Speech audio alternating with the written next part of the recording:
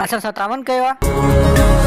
मूंखे भरोसो आहे सरसब्ज एमपी ऐं कैन गवारा थी।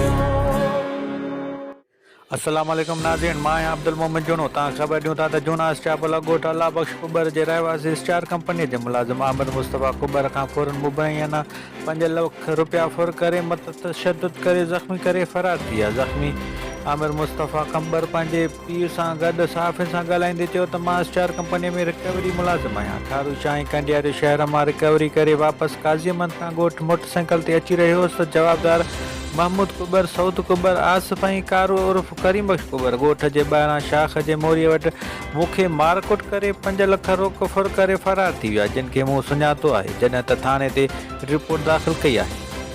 मूंसां मसइलो थियो त आउं स्टार कंपनी में कमु कंदो आहियां ऐं आउं पंहिंजे डेली बेसिस जे हिसाब सां रूटनि ते टूर कंदो आहियां, पंहिंजे विज़िट ते जेको वेंदो आहियां हुते। जीअं वापसी में अॼु जीअं शाम जो वापसी आयुसि पिया काज़ीमद मां 2-3 शहरनि जी रिकवरी जेकी हुई मूं वटि हुई 5 लाख रुपया। उहा जीअं वापसी वियसि पियो त असांजे ॻोठ खां थोरो पोइते जेको आहे माना मूंखां फुर थी आहे। 4 ॼणा हुआ जेके मूं सुञाता हुआ हुते, उहे हुआ हिते सराउंडिंग ॻोठ जा ई हुआ असांजे जा। महमूद ऐं ॿियो करीम ऐं ॿियो हुनजो आसिफ ऐं चोथों आहे पंहिंजो जेको आहे मसूद सऊद सरिया हुयनि ऐं डंडा हुयनि जेके हीउ ॾिसो हेॾा हीउ जेको माना सां फुर करे माना मूंखे ॾाढो मारियो अथनि ऐं जेको आहे माना मूंखां पैसा फुरे विया आहिनि। ॿियो हीउ मुंहिंजी आंगुर जेकी आहे भञी छॾी अथनि इहे। ॿियो हीउ हेॾा हीउ सॼो जेको आहे ॾिसो हेॾा हीउ।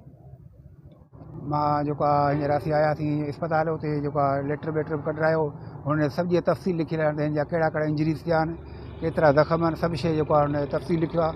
असीं थाणे ते आयासीं, थाणे वारनि जेको आहे चयो त असां पुलिस मोकिली आहे, पर पुलिस ॻोठां वई आहे या कान वई आहे, पर माण्हू अञा का बि गिरफ़्तारी कान मतिलबु कान आई आहे।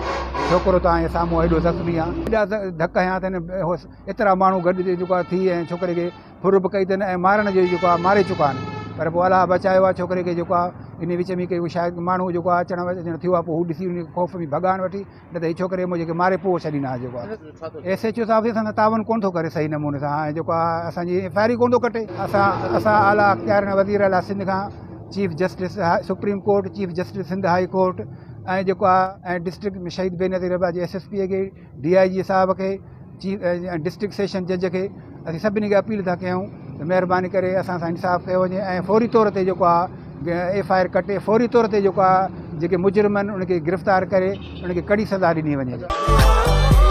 सिंधी मेज़बानी जी सुञाण, टपाल मेज़बान।